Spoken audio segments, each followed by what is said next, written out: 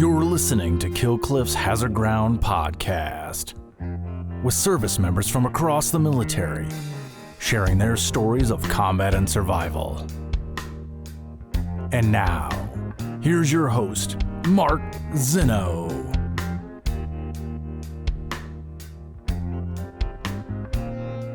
Welcome into the Hazard Ground podcast. As always, we appreciate you joining us each and every week. Before we get to this week's story about an Army veteran who turned into a clothing company that benefits veterans with PTSD, more on that in just a moment. Our normal reminders, as always, folks, got to get on that holiday shopping early this year, but you need to go to hazardground.com first if you're going to shop at Amazon, because when you go to hazardground.com, as I forget the name of my website and podcast here, as you go to hazardground.com, go to the bottom of the homepage, click on the Amazon button there or into the sponsors tab. It'll redirect you to Amazon. You do all of your normal shopping.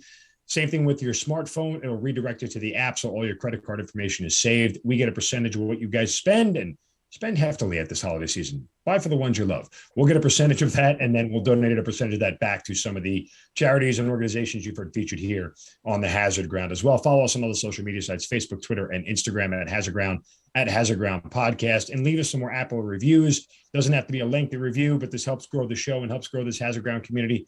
Again, doesn't have to be long. However you get your Apple podcast, leave us a review, give us 5 stars, tell us why you love the show. We'll post it on social media. We certainly appreciate you guys helping us out.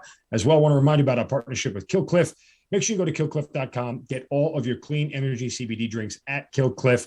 Some of the best drinks around. I mean, I'm a daily drinker of Kill Cliff. And again, if you can use CBD and CBD products, fantastic way to get your CBD through Kill Cliff. Clean energy drinks, absolutely the best in the biz. Download the Kill Cliff TV app because you can get our podcasts there as well. If you want to watch them there on the Kill Cliff TV app and our YouTube channel, all of it is available there. So again, killcliff.com and the Kill Cliff TV app. All right, on to this week's guest, who is a former Army first lieutenant who had one deployment to Iraq and spent just 3.5 years in the Army, but joined relatively late in the war on terror back in 2017. After his deployment to Iraq, he founded Easy Company Outfitters, which is a boutique apparel brand delivering premium vintage Hawaiian shirts and beach lifestyle apparel, 100% American handmade Hawaiian shirts and apparel that support surf therapy programs and veterans with PTSD. He is Timothy Grovenburg, joining us on the Hazard Ground podcast. Timothy, welcome, man, and thank you for being here. Hey, Mark. Thanks for having me, man. Excited for the conversation, brother. No, absolutely, man. It's great to be here. We actually came across each other on social media. And so I found the company and I shot a note over to our producer, Matt, and I said, what about these guys? Let's look into them. And Matt loved it. I mean, he thought you guys were great, thought you had a fantastic company. I think that you guys are doing something amazing, but I also think that, your story in particular is one that we certainly wanted to tell. So we certainly appreciate you being here. Awesome. Yeah. Thank you. All right, back to the beginning. As I mentioned, you joined very late in the war on terror, 2017 to be exact. So what was sort of the reason why you decided to get in the Army? Yeah, I think that's an awesome introduction, Mark. And I think not only was I late to the party, if you will, but also just late in my life in terms of joining too. I was 28 years old when I joined, actually. So I was definitely one of the older ones. And I can we have, an hour plus. So I know these types of questions, why and how did you join? You can give the 30-second answer, or you can give the 5-minute one. So I'll try to go somewhere in the middle. But for me, I think to kind of unpack how I got there, it basically started back when I was in college. For me, I knew I always wanted to join, and that was my goal when I was going to get out of school. I've heard several times you tell your story too, Mark, and you did ROTC. I did not do ROTC. Actually, I had a scholarship, and I was lucky. I was playing Division II college football, and was just having a blast. So I didn't have to do ROTC, thankfully. Just was able to do other things as well. But so I was going to go to OCS right after school, and I was going through the process and had kind of aligned my entire life. And when I went to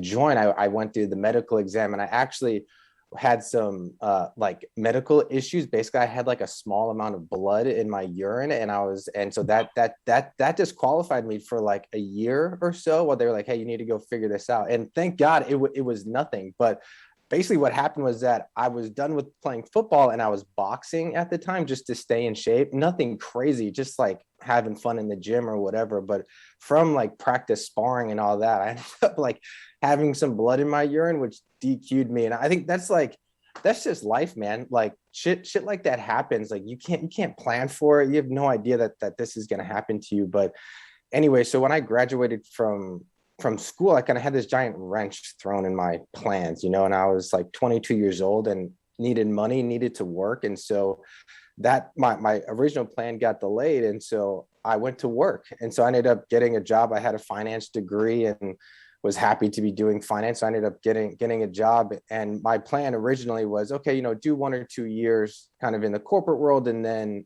I'll join and fulfill this calling and then go back. And that's what ended up happening, but it just took me longer.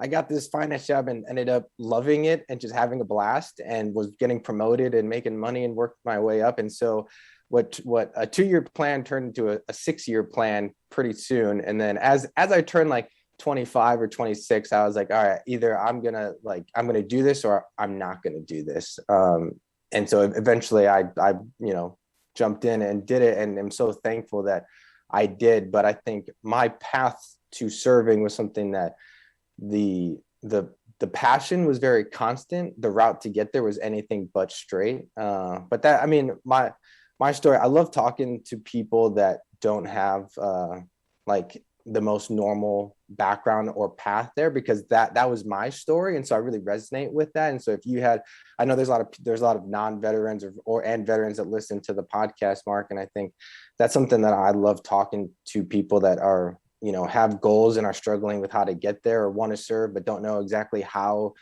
to make it fit with their life. I'm like, I get it, man. It's not going to be exactly, show up, go to MEPS, and then you're going to deploy in a year. And like, it's not how it happens, like things get, thrown in the way there. Yeah. And so, I mean, you start this journey off. When you do it, do you know what you want to do in the Army? Do you know what you want your career field to be? Or is it just one of those things where it's a desire to serve and here I am, I'll take whatever you give me kind of deal? Yeah, I think if you would have asked me at 22 what I wanted to do, I would have said, I want to go to Ranger school. I want to be an infantry officer. I want to do all of the cool guy stuff. And then when I was 28, I was anything but that. I kind of realized like I was not a cool guy at all. And I'm still not, and I'm kind of comfortable with that. So I knew from the beginning when I joined at 28 that I was hopeful to branch as a finance officer, which is actually pretty hilarious, because when I went through OCS and they've got however many slots and everybody's kind of vying for their place on the OML and thinking about branching, and I'm like the one loser that's like trying to branch finance. A lot of times that's like a forced branch or something, and like all my friends were like, dude, what is wrong with you? Like, why do you want to do finance? But it's what I'm good at. It's what I love doing. It's what I was doing before the Army, and I kind of saw it as, okay, I'm only going to be here for 3 years. Like, what's the biggest impact that I can actually have? Like, could I go branch field artillery or infantry or something like that and like do a good job and probably be useful? Like, definitely, right? But if I branch finance, where I've studied, gone to undergrad, gone to grad school, worked for 6 years, and I could bring some skill set into the Army, at least in some capacity, then I probably could have a little bit more of an impact. So that's kind of how I approached this, from laying in my bed at night thinking like, what makes sense for me. That's how I got comfortable with like what I was going to do in the Army, and it worked out great. I had a fantastic career. Got to go on a deployment, which is also funny because I actually was not hoping to go on a deployment. I was cool with it. If it happened, it happened, but I wasn't like searching for a deployment. And especially branching finance, you're not really thinking about like deployments in Iraq and like kind of like what more of my infantry buddies were like talking about and thinking about really. But then it ended up happening to me, and a lot of my buddies at Brandt's Infantry never deployed, and here I was as a loser finance officer and actually deployed. So how quickly does the transition go for you from, signing up to getting through finance school and everything to getting to a deployment? It happened quickly, man. I think that was, I think all that bad luck that I had when I was 22 kind of flipped and gave me some good luck, or at least with timing when I was 28. And that when I went to the recruiting station and was like, hey, I know exactly what I want to do, like sign me up. That was in like July of 2017, and I was at basic in October of 2017. Like that happened really quickly. I know that's not the case for everybody. I mean, my first story, right? I was going to get delayed for a year. So I get it. A lot of people have delays or whatever, but for the second time around, it happened quickly. And then once I was in the system and moving through, it was very quick. I basic 3 months, rolled right into OCS, started that like a week after basic ended, did 3 months at OCS, went into Bolic, started that immediately. So I was kind of like going through the schools, with limited delay, which was actually kind of nice. I was excited to just be going to the next step. And then I showed up, I got orders to go to the 101st. So I showed up at Fort Campbell, reported to my unit, went to air assault school, did all that. And then once that was done, they're like, hey, we're going on deployment in like 8 months. So like, get your shit together because you're coming. And that was it. And that was another kind of serendipitous story of, we thought we were going to Kuwait with management of we're doing the cash management mission for like all of CENTCOM basically, but we were supposed to be based in Kuwait. So that's kind of like when you're going on I ended up I'm going to go into Kuwait, but also getting split and told, hey, you're going to Iraq instead. So I had kind of a whirlwind experience. And I think that was also just like kind of a mental roller coaster. You think you're going on this chill deployment, like think you're going to Kuwait, you prepare accordingly. Right. And then you get there and it's like, hey, plans are changing. You're going to Iraq, just things can switch that quickly. So, but it all happened pretty quick. I was at Fort Campbell for maybe 8 months and then deployed. So are you thinking at any point in time when you were getting ready to deploy that you're in danger? Like, are you feeling like, hey, I'm a finance officer, I'm never going to be anywhere near anything? Yeah, I mean, for sure. In so many ways that's a fair statement. Like I'm like, from my entire like experience was like, I'm not the cool guy. Like I'm not the Ranger School guy. I'm not like the high speed SF guy. I'm not that. Like that's not me. I feel like I'm in the movies where they have like the nerdy guy that shouldn't be in these scenes, but like ends up being like dragged into some of these like events or whatever. I felt like I was that guy.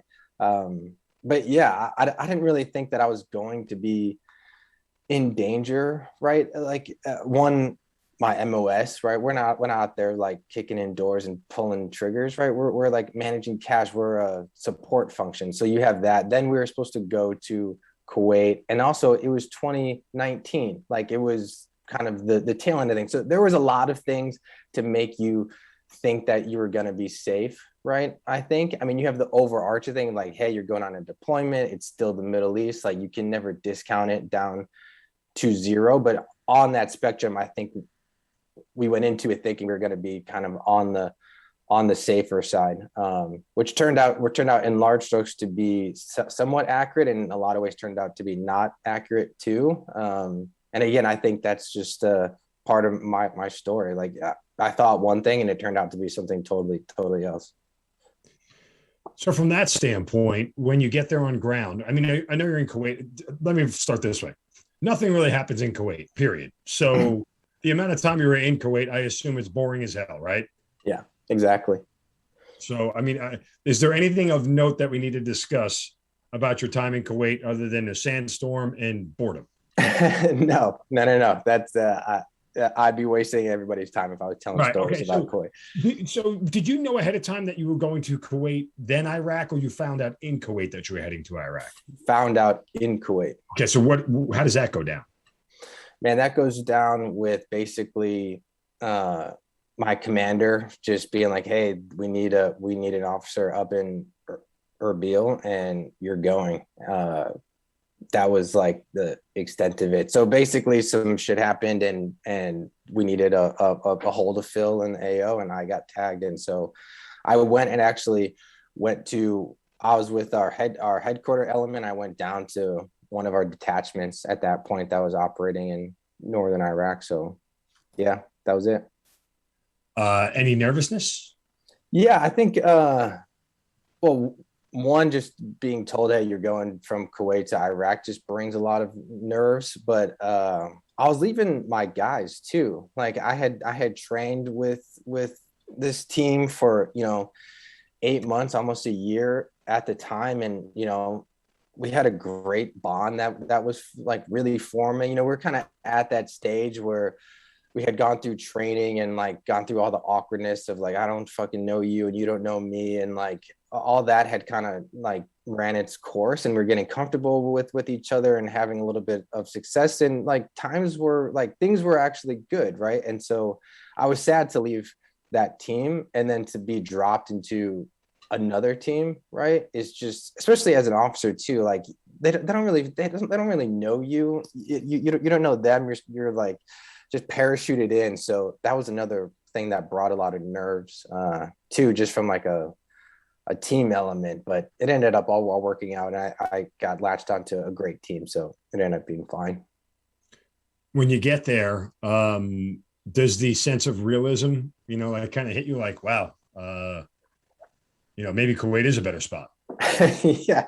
yeah, it was weird for me too. Like it's all the little shit that you don't see in the movies that people don't talk about. Like for me, so I didn't grow up with like weapons everywhere. I grew up in the North Shore of Chicago, right? So like we didn't have guns in the house. I had shot a couple times, but like even that, like sleeping next to my M17 with my M4 underneath my rack, or like shit like that, you're like, man, this is like, I got fucking bullets around me and these weapons, and you're wearing your kit everywhere. And like that, those just kind of like daily norms that you don't think are going to be weird, that was kind of weird for me for the first couple of days or weeks. And then you realize like everything becomes normalized. And then that's also pretty fucking weird. Like it shouldn't be normal that you're cool with all of this, but it's your life. So like your brain protects you, and it becomes normal. It becomes not weird, after a while. So yeah, that was just, eating your dinner with your full kit on and shit like that is like, just takes some time to get used to. I'm wondering if there's a seminal moment for you during that deployment that sort of cauterized your, beliefs and sort of made you feel like you had validated the decision that you made, or was there something that happened that made you question whether it was the right decision that you made? Man, that's a loaded question. It's a great question too. I would say if everybody has their own journey. For me, I think in broad strokes, it was very positive. Like I look back at my experience and I think I try to be very honest with like, yeah, was it everything that I thought it was going to be? Absolutely not. Right. And in a lot of ways it was better. And looking back on it now, I mean, this is just like, I guess pretty far out there, but like, I refuse to be like that 65-year-old man with a bunch of fucking regrets about like shoulda, woulda, couldas, right? Like I just don't want that for myself. Mm-hmm. And I think I would just end up being unhappy basically. And in between now and then too, like living with these like regrets, whatever that means to you, right? Like, hey, I regret like not taking this job, or not talking to this person, or not whatever. Like, I don't want to live like that. And I was close to living like that,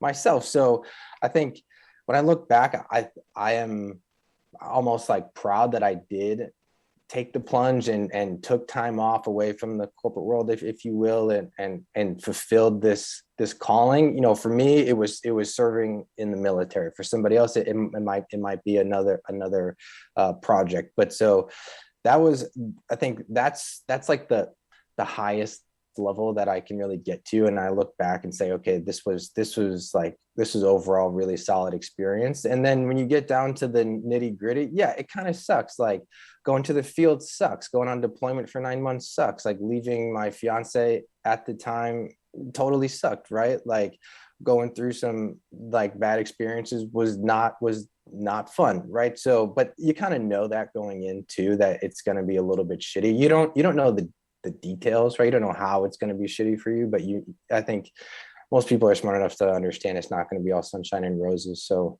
yeah, that's kind of how I go about it. I think when I look back, say, yep, it was overall good. Of course, there was some bad, but that's like anything. Well, you talk about some of those bad moments and things that had happened to you. One specific moment that, for you, that sticks with you, and why your company, Easy Company Outfitters, works with veterans with PTSD. Just, let us know the background of that moment and how it affected you. Yeah, man. So that was in January of 2020. So right before that, we had of course conducted an airstrike and killed Soleimani, and in retaliation for that, Iran shot a bunch of ICBMs, intercontinental ballistic missiles, back at us in Iraq, right? And so they went to 2 bases. I was at one of them in Erbil, which is kind of the very tip-top north of Iraq, between Iran and Syria. So I was at Erbil Air Base that took some of those ICBMs, and I can kind of go through the night, but that was my, I think that was my combat experience, if you will, which was just absolute crazy. And I know everybody has their own stories or whatever. Mine is definitely unique. I think a lot of my story is a little bit different. I'm happy to talk about it, but living through that night, and then I actually joined 5th Special Forces Group after, which was there with Erbil with me that night too. And so it's been really helpful, like hearing their stories through the exact same night. They were at a different part of the base, but lived through the exact same experience, and hearing them talk about it, and just like how fucking helpless everybody felt. A lot of these guys have been deployed many times, but getting in firefights, whatever, knowing like ICBMs were coming to fucking smoke the entire base was like, there's nothing you could do. And I think that really threw some people for like a loop there. Yeah. It's a lack of control. It's one of those deals where in combat, when you have a rifle, at least you feel like you have some measure of control over the outcome of the battle. You have no measure of control where ICBMs, where rockets and mortars are going to land, and where you can control where you're standing, but that doesn't mean it's always in the right spot. Yeah. Yeah. So that's there's a lot of control is lost, and a lot is left out there to make you believe that it's not what you thought it was going to be. And so that is jarring for a lot of people. You just always want to feel like you can at least affect the enemy or affect the outcome of battle in a way that you're trained to. And when you take that away from people, that helpless feeling can be very, very unnerving. Yeah, no, spot on. That's, yep. Yeah, that's exactly how it felt in the experience. And I think that compiled with, the whole journey to get there, going to Kuwait, then going to Iraq, and then this happens. It was like, I think I was trying to get mentally prepared for that. And I think if you go, you could speak to it, Mark, but if you're going on a deployment, you likely are going to a spot where you're going to be getting into firefights. I think you can maybe prepare a little bit more. I don't know how much you really can or how realistic that is, but versus thinking like I'm gonna be chilling in Kuwait the whole time, and then all of a sudden you're in Iraq taking ICBM. It's like, that was 2 different ends of the the spectrum there, with not a ton of time to like, I guess, prepare for that. Do you remember talking to people after the attack and sort of what was some of the emotions and feelings that some of the people on the base had with you? Yeah, it was, I would say maybe I can give kind of two different sides of the story there, which I think are kind of cool. The dudes that I was with, right? That obviously those are the first people that you're gonna kind of like unpack shit with and kind of start to talk through things. And I think people were just scared, man. Like going through that and just kind of realizing like, fuck, we are like pawns in this like high stakes political game that's happening between our countries right now. And like, we killed one of their guys and they fucking shot some big ass missiles back at us. And we were the targets, and we were going to be the dudes that were going to like die for this. Yeah, I think that was what we were talking about kind of like right after. And just like you were saying, just like, there's nothing we could do. I remember talking to my commander at the time, and we would like go to the bunkers and shit. That's where we went that night, but the bunkers would do nothing, right? These are like for mortars and shit. They're not going to protect you from the ICBM. And I remember just talking with him the next night and being like, because we didn't know like what was going to happen the next day, right? And we were trying to come up with a plan. It's like, dude, there is no plan. Like there's no place for us to go. Like what are we supposed to? We were just sitting ducks. And I think that was one of the things that was difficult, was just knowing like you can't. It's not like you're back at the base and you're going to go out the next day and you can maybe like come up with a different strategy or different route, or bring whatever, bring different supplies, bring whatever you can, like change the game to your advantage. This was like, dude, you are just going to sit here and just fucking hope that nothing happens to you. So that was kind of difficult to kind of wrap our heads around. So that's what the conversation was like on the street, so to speak. And then flash forward to like a year later, I got back to Fort Campbell and was super fortunate to get invited to go over to 5th Special Forces Group for my last year and do, a finance mission with them. And so they were operating in Northern Iraq and Syria at the time. So that's how I got to know those guys and earned a job over there just with working with them on the deployment. But those dudes were there too. When that happened, and they tell some crazy stories, like having access to, like they knew that the missiles were going to come in, like about 6 or 7 minutes before they actually landed, and so they had some time to prepare. But even them, they almost had a more of a mental roller coaster, in that they knew like 6 minutes before that these missiles were coming, and there was nothing they could do. Like, honestly, I don't know what's like worse, knowing or not knowing. But they went through like a 6 minute period, and these guys have been in seen all kinds of crazy shit, right? But it just like pops off, right? This was like, hey, you have 6 minutes. Do you call your wife? Do you fucking like, what do you do for those? Like, you're actually being told like, hey, you have no shit on satellite, like 7 or 8 ICBMs coming at your base that are going to fucking kill you, right? And like, what do you do for those 6 minutes? And they had to go through that, which when I went to 5th Group, they talked about all kinds of crazy. Like, that was one of the most like mentally torturing experiences because of the fact that you knew what was coming. So yeah, that it was kind of interesting to hear their side. I think the answer is obvious. You get in the portalet and you just sit down and just wait for it to end. One, if you're going to go out with clean underwear, I think that's most important. And then 2, what are the chances that a rocket actually hits a shitter? Seems just like very unlikely. That's why, it's probably aimed at a building, right? Just I love it. Find a random porta john, just sit down and just wait for the world to end. Yeah. I mean, I the love whole world's going to shit anyway. You may as well sit there. it. You know what? There's a lot of truth to that. And you know what? If you go, you'll have some crazy nickname that fucking gets made after you, and it'll be fine. I mean, I would figure you might get a pass getting into the pearly gates if you're just covered in all sort of Yeah. Yeah. Dude, No, go inside, take a shower. You'll be good. So yeah. it's my twist of Exactly. thinking on the whole scenario. You know, no one ever accused me of being a genius.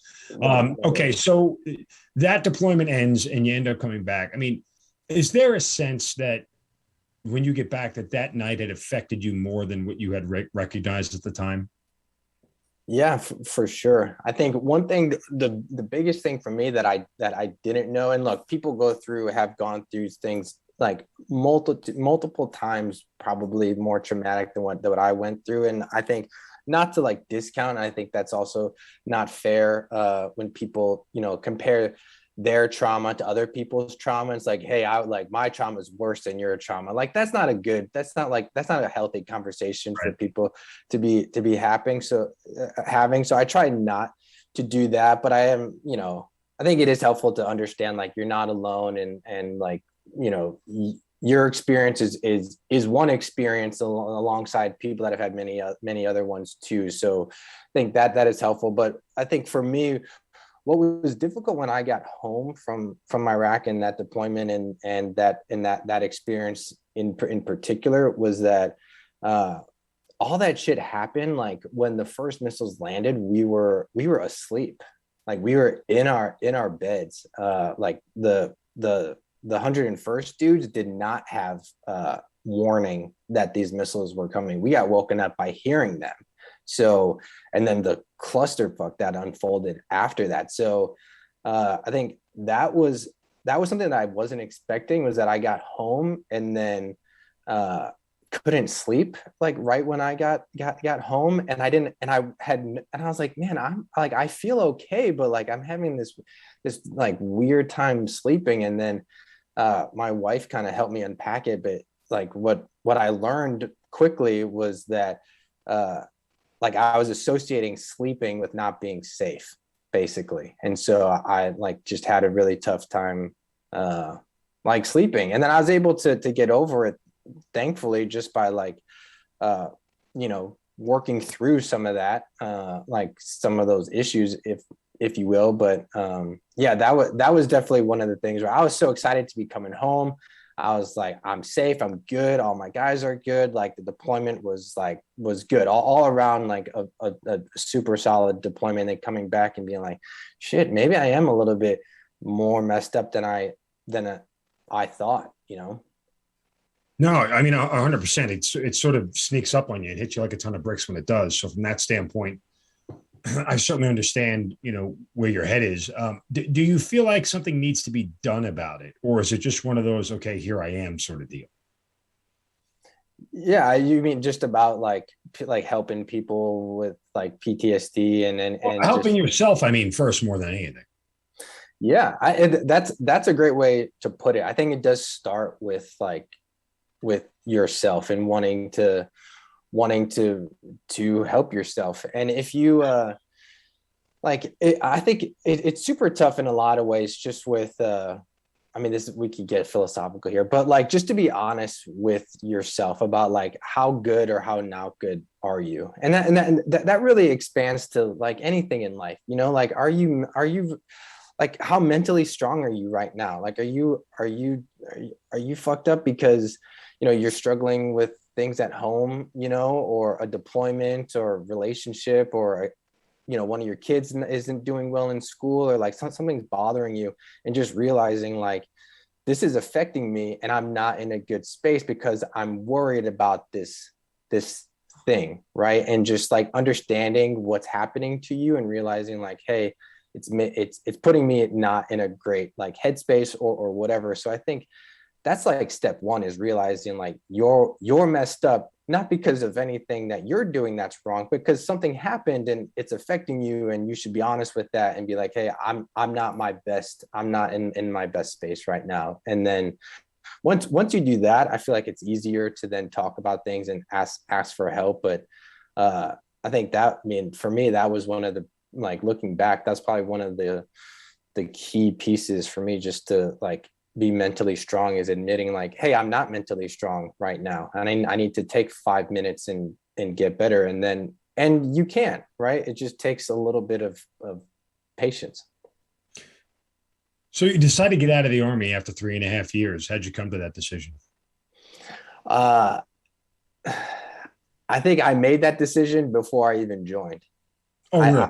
Yeah, I knew from the beginning, or at least it's tough to say I knew, because as I hopefully, as you've heard in my story, everything that I knew, I didn't actually know, nothing went according to plan, and that's okay. But I believed that I was only going to do 3 years. For me, that just is what made sense for a lot of reasons. But the biggest one really was that, I had basically my wife. I had met this girl and was wanting to get engaged, got engaged. We're married now.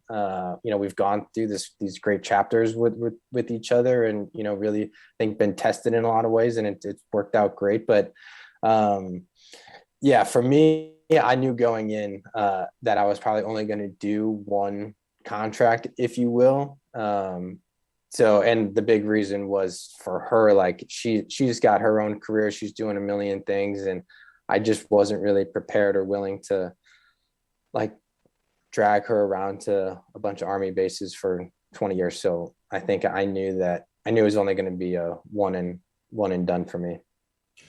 All right. So after that, you clearly have the background in finance and in business. So how is the idea for Easy Company birthed? Where is the conception? So it was like a culmination of two things, I think, at its highest level.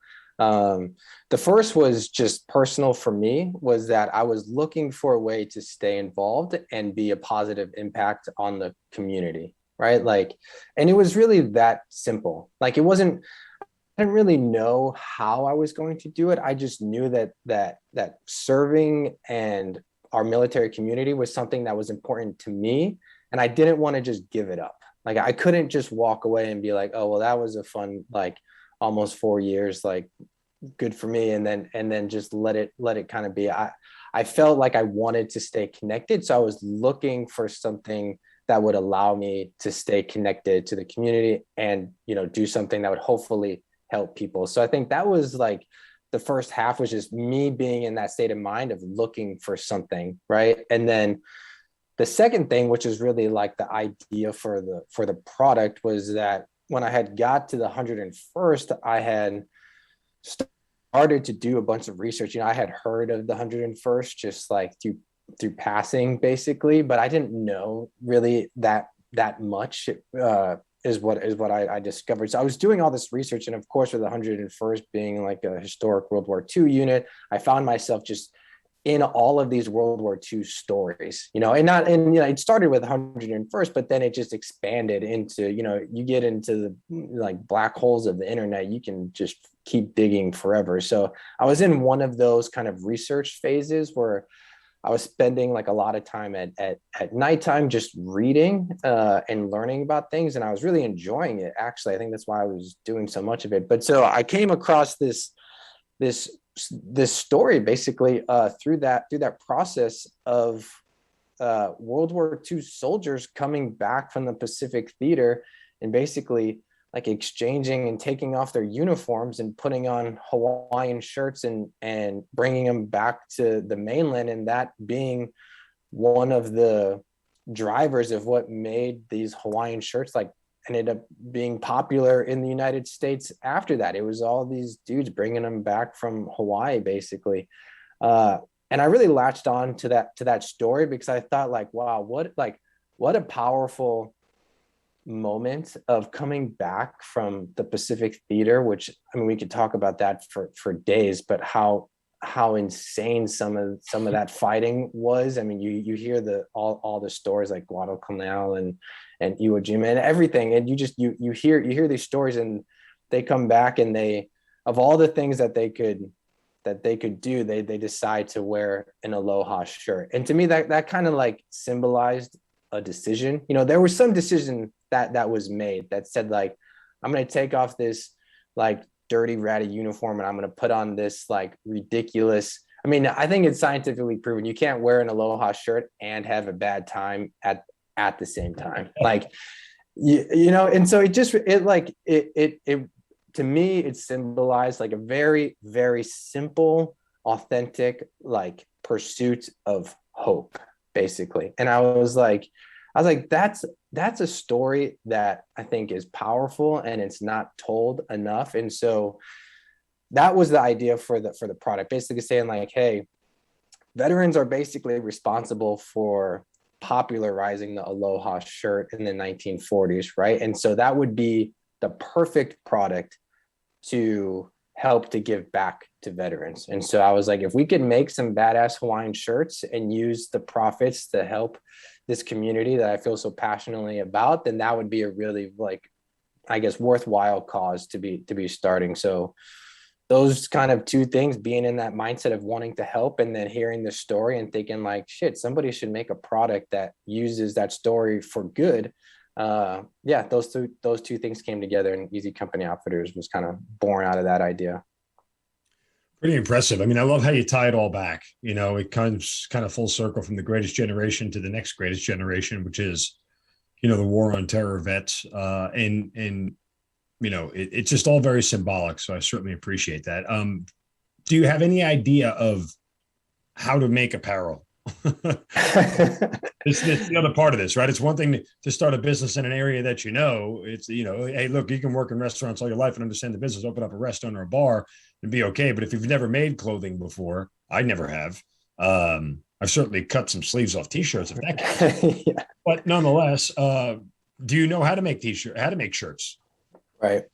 No, definitely not. And it's funny because I'm not the most fashionable guy in the world either. I think I do love aloha shirts, but like I'm not like the leading edge of the fashion industry here, just in my personal life. So there was a lot of significant hurdles for us to overcome just with our personal skill sets and kind of domain expertise. But no, when I started, I had no idea how to make clothing, how to make an aloha shirt, how to do any of it. But we learned, and I think, two things kind of helped us. One, we were very passionate about our mission, and so I was willing to fail however many times it took to learn what I needed to learn in order to make the product successful and to get it to the standard that we were trying to achieve, which is to make basically the best aloha shirt that we could find anywhere. So that was, you know, we set a high standard from the beginning, and I was willing to do whatever it took to get to that standard. And we failed a lot of times, I'll say, before we got to a product that we're actually proud of. So that was like the first thing. And then second thing, I'm just thankful that we're not out here making fucking computer chips, because if it was more advanced than clothing, you know, it wasn't easy, but at least it was something where I was like, I can figure this out. Like I can figure out how to make a t-shirt. I can figure out how to make an aloha shirt. I don't know how to do it right now, but I'm pretty sure with enough effort, I can get there. And so I kind of had that confidence that we could get to the finish line. Yeah. So as you start undertaking this venture, who do you pull? You have to get other people involved, right? You got to pull some people into this thing. You ain't running this whole thing by yourself. Yeah, exactly. And I think that's really the key to any startup, is finding, even if it's one person, to like, if it's like, I know, Mark, with your story, if it's you and Matt, like you need like somebody, right? And if you have more than one person, like that's amazing. But for me, I called my best friend, my college roommate, Steve, and was like, hey, I've got this idea. You know, I think this could really be like something that we're proud of if it works and we can actually like get this off the ground. And he loved it. He helped me like flesh out the ideas, and he kind of latched on more to the operations side and actually, you know, like producing the apparel. So it was great where he was focused on that. I was focused on like, how are we going to sell these things basically? And like get this platform off the ground. And so we kind of divided and conquered. And that was like the first person that I brought into the business. And I'm so thankful I did, because having Steve around has kept me out of so many mistakes that I would have made if I didn't have anybody else to go through this journey with. And yeah, so that's kind of how we started, dividing and conquering. Everybody who's in business, or any author who writes a book, I always ask them, like, when you finish that first book, or when you make that first shirt and you hold it up, it's like your first child, right? Like, this is what you have created. So what was that moment like for you? Yeah, that's awesome. I'm picturing these guys like holding up their book and being like, yes, like I wrote all these pages. That's what I'd be like. Yeah, that's cool. Yeah, man, it was, it's definitely rewarding, like the more you struggle with something, I think the more rewarding it's going to be when it finally works out. It took us a long time, and we actually did a Kickstarter that was successfully funded. Thank God. We raised $25,000 to make our first round of inventory, and kind of use that money to test all the different things we needed to test to make like a shirt that was going to be worthy of our cause. I think that was kind of one of the hardest things for the product, was that we had set our belief bar, if you will. Our mission was set so high in terms of how we kind of like put it. We basically put our mission on this pedestal, that we were like, what we're doing is like a noble thing to be doing, right? And so we didn't want to let the mission down by building a product that wasn't going to be worthy of participating in that journey. So we knew we had to make a shirt like that was going to really stand up to that. So we didn't want to just, like, you see so many clothing brands too, where they just like private label everything, and they just, they're buying some shit from China and they're slapping their logo on it and like calling it a brand or whatever. And we had no interest in doing any of that. We were like, we knew that we wanted to make the production of our product as important as the product itself, right? And then hold all of that up to our mission, and like have this all kind of connect. So we made everything from scratch. Like from the cotton farm all the way to the final, stitching, we wanted to control and know about the entire process to make sure that it was being done the right way, so that we could hold up our t-shirt and put it up against our mission and be like, hey, this shirt's worthy of participating in this mission. So yeah, at the very end, when we held up our product and we're like, all right, I actually built this, we were super proud of it. Like, we had been told by so many people, you can't at scale make economical American made clothing. Like, it's impossible. You need millions of dollars of investment. You need scale right off the bat. You can only do it with like super expensive luxury items. Like, you'll never be able to make a shirt that competes with any of the brands that everybody knows that are importing all of their product. Like, you won't be able to do it. And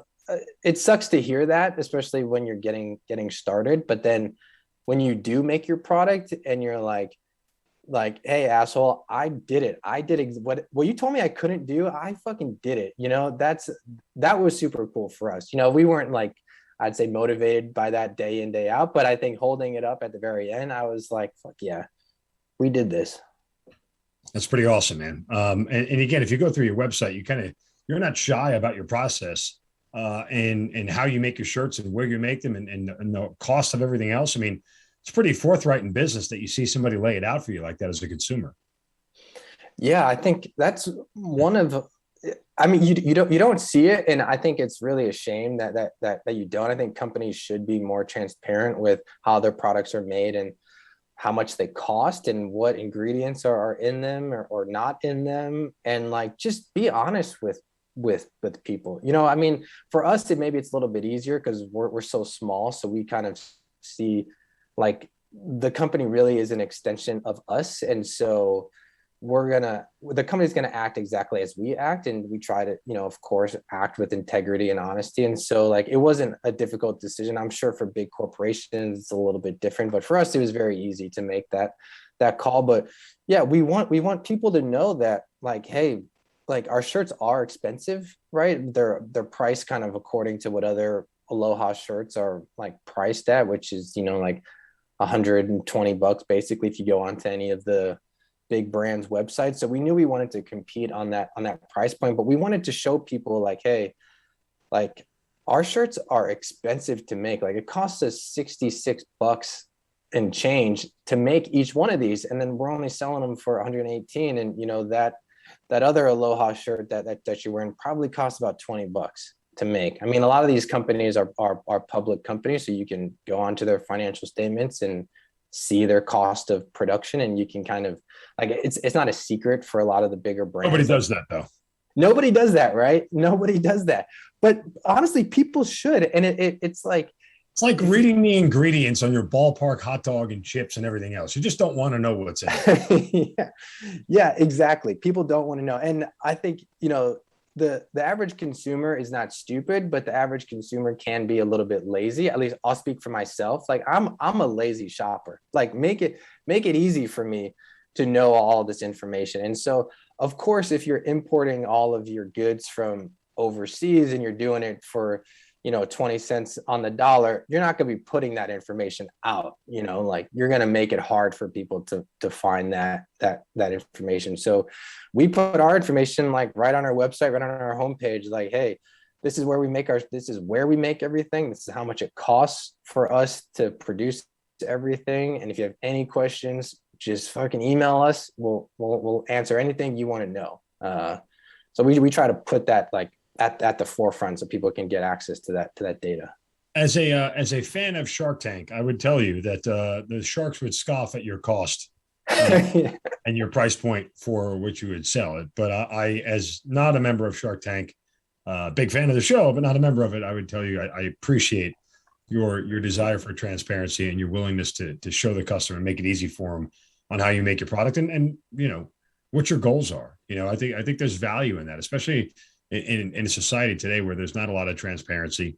There's not a lot of people willing to just lay it out very simply for everybody else. I think that there's some generic, value in that. Yeah, it is tough operating at our size and scale where everything is expensive. We make a couple hundred shirts at a time, so our cost point is going to be very different than making thousands of shirts at a time. So we're definitely at that stage, and hopefully when people check back in with us in a year or 2 years, you'll see the quality can maintain, but maybe our cost can go down a little bit as we get some scale, basically. So hopefully that will come in. We're in our first year of this business and this idea, so I think our cost point kind of reflects that, and we didn't want to pass along all of the costs to the consumers. We thought we would basically get priced out. People only spend so much money on apparel and causes that they're passionate about. So we wanted to be competitive and basically cash flow the business until we can get some more scale. Gotcha. Well, I'm a big fan of the balsa. Size large would work well for me. I mean, seriously, Gotcha. stuff looks great. I mean, it's fantastic. I'm just, as I, peruse through the website, everybody check it out. easycompany.outfitters.com. Now, a lot of this and the profits go to helping PTSD and veterans and surf therapy for veterans. So how do you come up with surf therapy?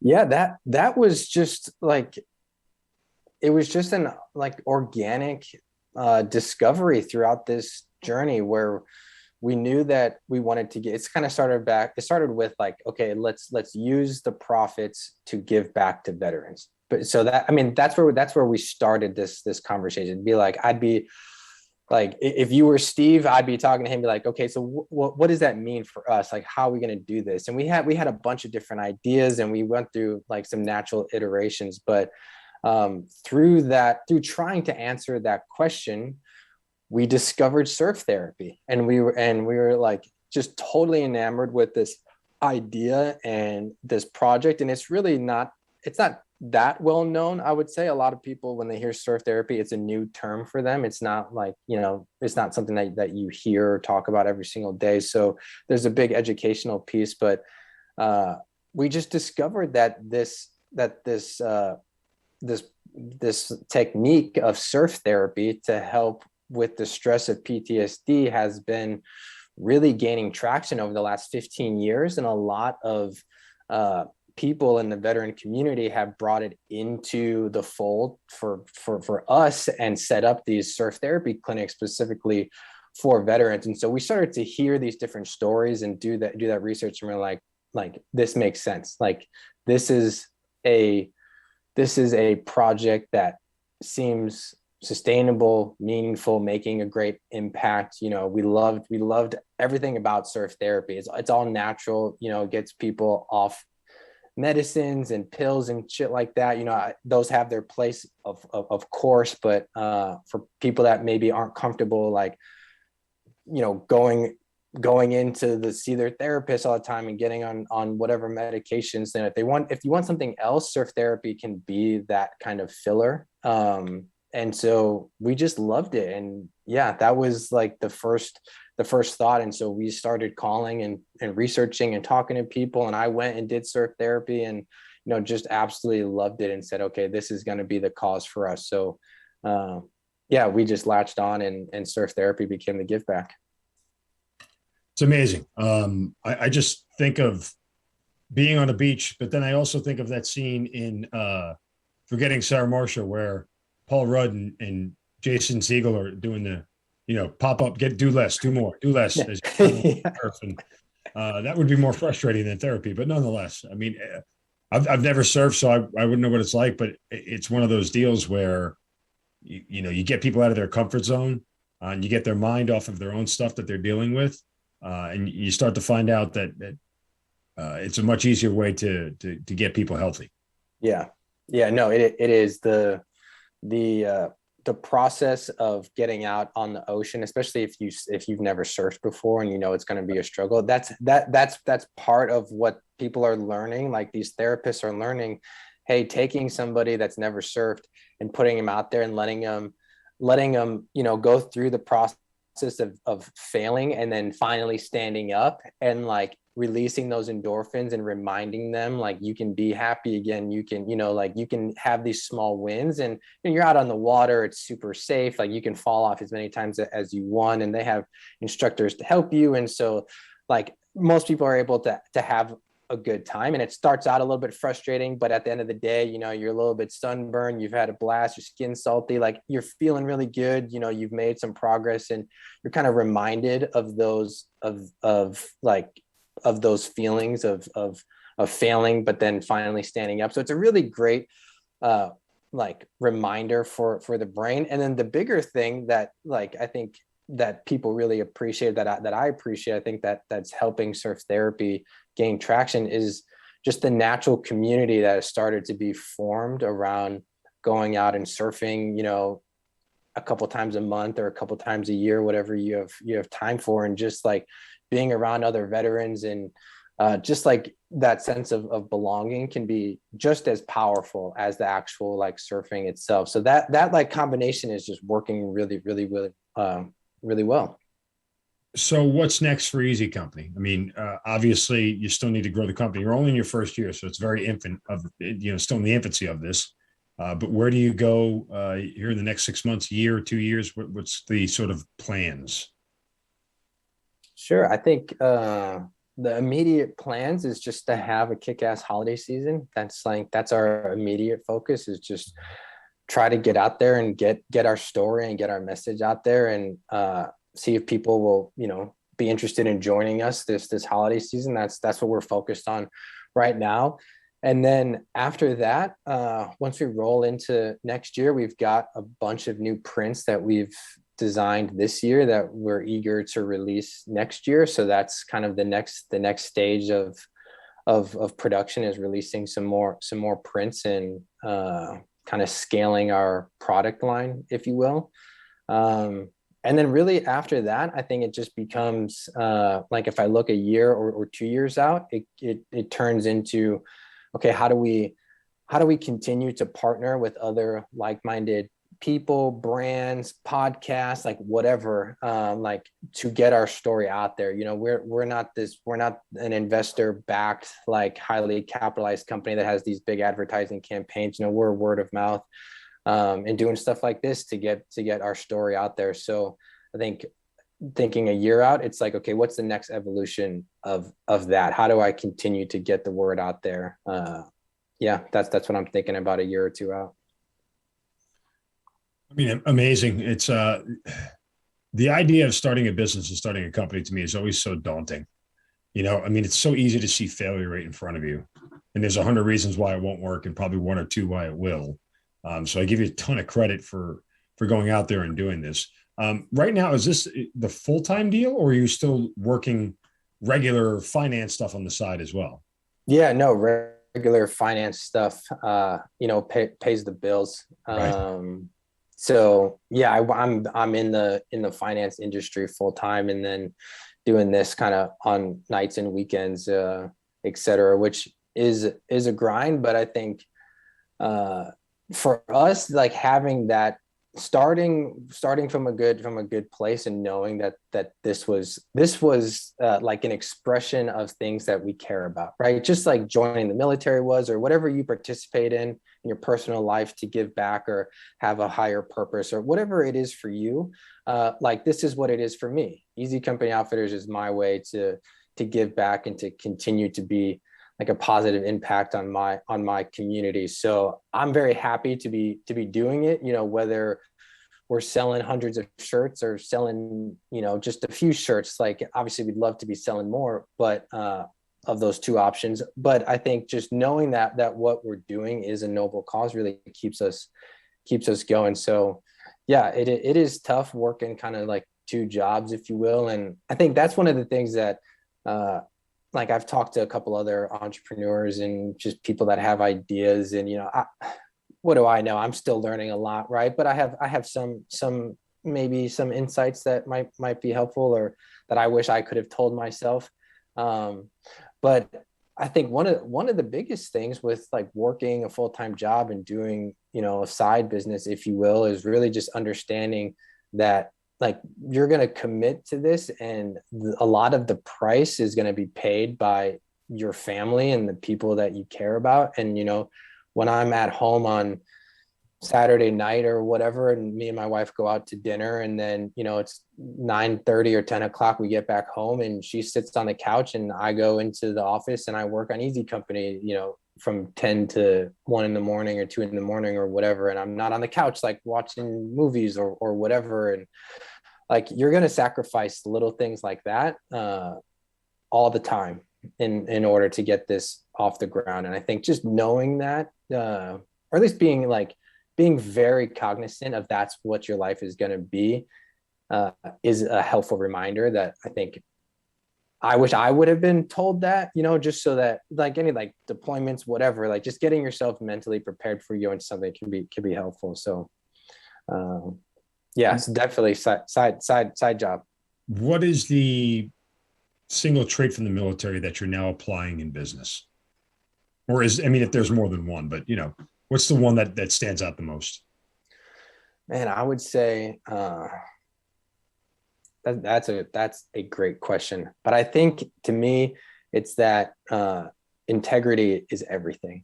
Like once if you're able to maintain your integrity with your unit, with your soldiers, with yourself, right? Like you can have a lot of success in the military. You can go through the schools, you can go on deployments, but like you need